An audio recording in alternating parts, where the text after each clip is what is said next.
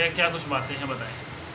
ये press conference है जो मजदूरों का हरियाणा में बोर्ड बना हुआ BSCW बोर्ड, उसको लेकर बनाए गए थे। इस बोर्ड में पिछले काफ़ी समय से मजदूरों को काफ़ी दिक्कतें आ रही हैं, तो हमारा एक प्रतिनिधिमंडल यूनियन की तरफ से कल डिप्टी CM साहब दुष्यंत चौटाला जी से नारनौल में मिला था।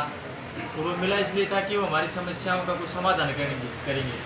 लेकिन जब हमारा प्रतिनिधिमंडल उनसे जाकर मिलता है तो उनके पास बातें कुछ और अलग ही मिलती हैं और वो ये कहते हैं कि सब कुछ ठीक ही चल रहा है। इससे पहले CM साहब ने मनोहर लाल खट्टर ने भी बयान दिया था कि मजदूरों की जो कन्यादान की राशि है वो 15 दिन के अंदर डल जाएगी। उसके बाद दुष्यंत चौटाला जी ने भी ये बयान दिया था कि 3 दिन डल जाएगी। लेकिन 2-2 साल से जो फॉर्म भरे हुए थे मजदूरों के फॉर्म रिजेक्ट किए जा रहे हैं बिना किसी कारण के। हरियाणा में पूरे में बोर्ड एक है, प्रत्येक जिले में कानून अलग अलग कानून बना हुआ है।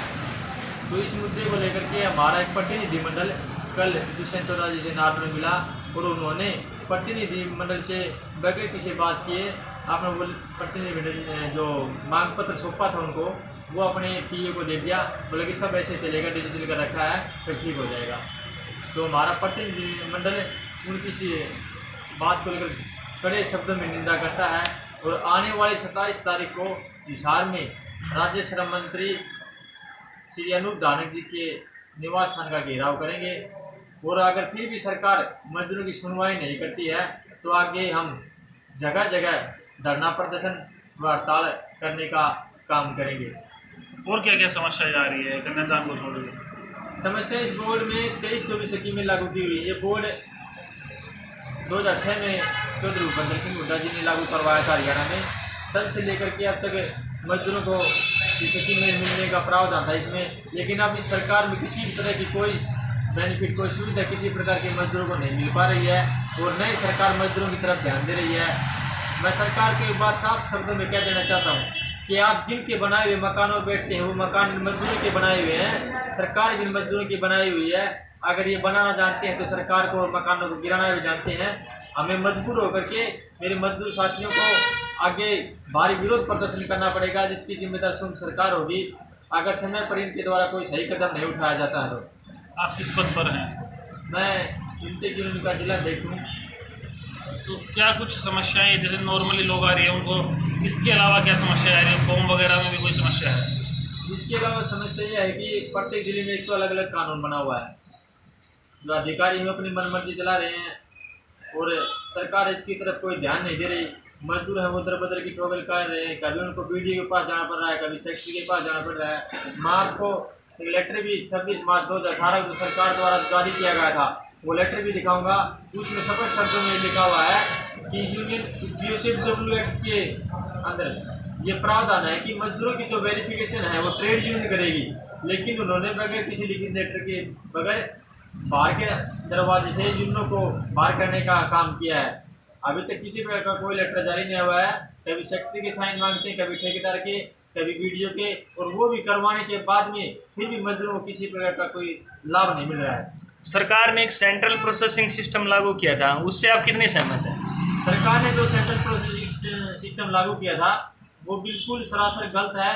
उसके तहत पहले फार्म जो चेक होते थे वो जिला स्तर पर होते थे, अब वो फार्म सीधा बोर्ड में पंचकुला चंडीगढ़ चेक होते हैं। अब यहाँ महेंद्रगढ़ का कोई फार्म लगा लो वो उसको हिसार का AD चेक कर रहा है, उसके बाद में डिप्टी डायरेक्टर वो जींद का चेक कर रहा है। अब हिसार के डिप्टी डायरेक्टर को और जींद के DP को क्या पता चलेगा कि महेंद्रगढ़ का ये आदमी मजदूरी करता है, कहाँ करता है, कितने दिन काम करता है। लेकिन वो तो 90 डेज वाली वर्क स्लिप से वेरीफाई हो जाएगी, इसमें तो कोई दिक्कत नहीं होनी चाहिए प्रधान जी। नहीं, इसमें अगर वर्कर इसको वेरीफाई BDO सेक्रेटरी पास करवा कर लेकर भी आता है जी तो भी उसको मान्य नहीं किया जाता। मजदूरों के फार्म है वो रिजेक्ट कर दिए जाते हैं। 2-2, 3-3 साल हो गए मजदूरों के पंजीकरण हुए, उनको अभी तक बोर्ड में उनकी फीस भी जमा है, नहीं तो सरकार उनको अप्रूव कर रही है और नहीं उनके पैसे वापस दे रही है। दुष्यंत चौटाला जी ने ये कहा था कि जो कन्यादान के फॉर्म है वो हम 3 दिन के अंदर जो है वो चेक करने का, पेमेंट डालने का काम करेंगे। इससे आप कितना सहमत हैं? ये आप खुद देख सकते हैं जाकर के, एक ग्राउंड लेवल पर चेक करके। अगर आप गांव जाकर पूछोगे तो कि कोई भी मजदूर ये नहीं कहेगा कि हम इस बोर्ड द्वारा फिलहाल फायदा मिल रहा है। जो सेंट्रल प्रोसेसिंग सिस्टम है इससे मजदूर को किसी तरह का कोई फायदा नहीं पहुंचा है। अपने इस साइड जो है महेंद्रगढ़ के एरिया के अंदर या रेवाड़ी के अंदर कौन सा वर्क स्लिप है वो मान्य कर रहे हैं? यहाँ पर पहले तो BDO सेक्रेटरी का मानते थे जी, लेकिन अब ये करें कि लाइसेंस ठेकेदार है उसका लेकर आओ, जो इस बोर्ड में टैक्स पे करता हो। अब अगर एक व्यक्ति मजदूर को कोई व्यक्ति अपने घर पर काम लगाएगा तो टैक्स कैसे देगा? जी, तो वो वर्क स्लिप जो लगा रहे हैं मजदूर वो वेरीफाई नहीं कर रहे? नहीं करते, चाहे किसी के भी साइन करा लो, तहसीलदार, BDO, सेक्रेटरी, जे किसी के घर वाला हो, उनको मान्य नहीं कर रहे। हम ये सरकार से ये प्रार्थना करते हैं कि वे जल्द से जल्द सिस्टम को सुधारा जाए, वरना यूनियन की तरफ से आज तो एक प्रतिनिधिमंडल मिला है, कल यूनियन के सभी सदस्य एक आगामी रणनीति बना करके हम एक बड़ा आंदोलन और विरोध प्रदर्शन की तैयारी करेंगे, जिसकी जिम्मेदार सरकार खुद होगी। क्या आंदोलन करने से इस जो आपका सिस्टम है इसका कोई सोल्यूशन होगा?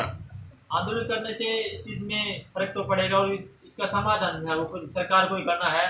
और एक बात ये नोट करने की ये भी है कि काफ़ी टाइम से जो BOCW बोर्ड है उसकी कार्यकारिणी भंग हो चुकी है, जिसकी कार्यकारिणी गठित नहीं की गई है। और जो पहले जो कार्यकारिणी गठित की गई थी उसमें सरकार के ही नुमाइंदे उस बोर्ड में शामिल किए गए थे। जी, तो उसमें पहले भी हड़ताल हुई थी, उसका क्या परिणाम रहा था? उस हड़ताल हुई थी, उसके दौरान हम धरना प्रदर्शन या हड़ताल करते हैं तो सरकार उससे प्रभावित होकर के कुछ दिन काम करती है, उसके बाद में फिर वैसे वही तरीका अपना लेती है, बंद कर देती है।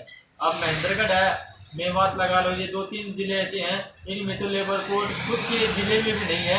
यहाँ से मजदूरों को काम करवाने के लिए रेवाड़ी 60 किलोमीटर जाना पड़ता है और वहाँ पर भी जाने के दौरान भी काम नहीं हो रहे मजदूरों में। लेकिन और स्टेटों के अंदर तो जो है जिन्होंने यूनियन बना रखी है उनकी मोहर है वो लागू, लेकिन अपने हरियाणा क्षेत्र के अंदर क्यों हाँ, नहीं? ये जरूर ठीक कह रहे हैं आपकी। अदर स्टेट हैं उनमें आज भी ट्रेड यूनियन की मोहर चली हुई है और मजदूरों की वेरिफिकेशन ट्रेड यूनियन करती है, लेकिन हरियाणा में है। हरियाणा एक ऐसा स्टेट है जिसमें खाली यूनियनों को बाहर किया हुआ है और अदर स्टेट में लागू है। तो इसके आगे चलकर क्या परिणाम होंगे अगर सरकार कोई इसके ऊपर कार्रवाई नहीं करती है तो? पीछे 12 तारीख को भी हिसार में बड़ा भारी विरोध प्रदर्शन किया था यूनियन की तरफ से। अब आने वाले 27 तारीख को हिसार में राज्य श्रम मंत्री श्री अनूप धानक के निवास स्थान का घेराव किया जाएगा। अगर सरकार फिर भी नहीं मानती है तो यूनियन के सभी पदाधिकारी इकट्ठा होकर रणनीति बना करके फिर हम ये प्रोग्राम जिला वाइज लेकर के एक हम गांव लेवल तक जा करके सरकार की जो मजदूर विरोधी नीति है उनका प्रचार करेंगे। और आगे आने वाले टाइम में सरकार की हम चाहे वो वोट बैंक की राजनीति करे, सरकार उनके खिलाफ करेंगे। आपने बताया कि जो फोरम है वो रिजेक्ट कर रहे हैं, तो कुछ तो उसके अंदर ऐसा रीजन लगा रहे होंगे जिसके कारण रिजेक्ट कर रहे हों। क्या ऐसा जो मूल कारण है जिससे फोरम रिजेक्ट नहीं है? एक बार जो वर्क स्लिप लगा ले, कोई भी ऑब्जेक्शन लगाते हुए मान रहे हैं, वही दोबारा से वो लगा करके वो उसी को रिजेक्ट लगा रहे हैं, ऑब्जेक्शन लगा रिजेक्ट करेंगे। मेन जो कारण है वो क्या है फोरम रिजेक्ट करने का? मेन कारण कुछ नहीं है, इनके बस की बात नहीं सरकार चलानी। इनके वो दादा राम कुमार गौतम कह रहा था कि सौदा कुछ नहीं है इनका, ये सारे इनको काम करना आता नहीं। गठबंधन की सरकार बन गई है और इनमें किसान और मजदूर पिसा हुआ है। अब तो किसानों का आंदोलन चला हुआ है, उससे तो सरकार निपटे या कैसे भी करे, लेकिन किसान भाई भी वहाँ धरने पर बैठे हुए हैं। कहीं कल ये ना हो जाए कि किसान और मजदूर दोनों इकट्ठा होकर के एक साझा प्रोग्राम करके इस देश में चक्का जाम करने का काम करते हैं।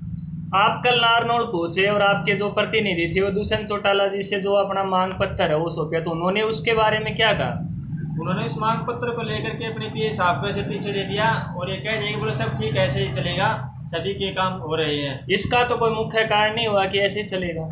वो CM साहब को अपनी अपनी सोच की बात होती है। हमारे से बैठ करके उन्होंने बातचीत करनी थी, प्रतिनिधिमंडल अगर गया था उनसे बैठ करके बातचीत करनी थी। उन्होंने झूठी सच्ची हाँ भी ऐसे विश्वास भी नहीं दिया कि भाई ठीक है आपकी जो समस्याएं रही हैं उनका समाधान होगा। उन्होंने खाली ये करके डाल दिया कि वैसे काम चलेंगे, सब ठीक हो रहा है, कोई गलत नहीं हो रहा। जी।